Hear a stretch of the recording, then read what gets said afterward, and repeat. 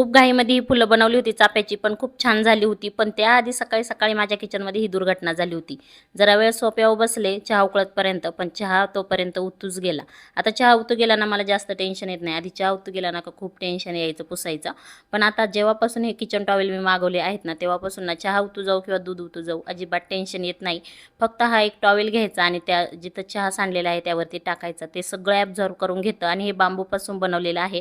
यांचा वास पण येत नाही आणि आपण धुवून नाही याला 100 वेळा यूज करू शकतो. तर खूप छान असा किचन टॉवेल आहे. मला तर खूप आवडलेला आहे. तुम्हाला हवं असेल तर लिंक टाईप करा. त्यानंतर ना मला अर्जंटमध्ये ना ही चाफ्याची फुलं बनवायची होती.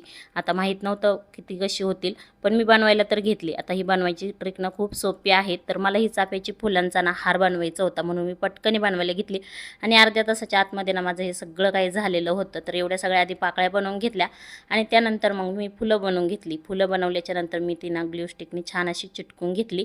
आता मी पहिल्यांदाच हा चाफ्याचा हार बनवलेला होता. चाफ्याची फुलं तर येत होती बनवता, पण हा हार ना पहिल्यांदाच बनवला.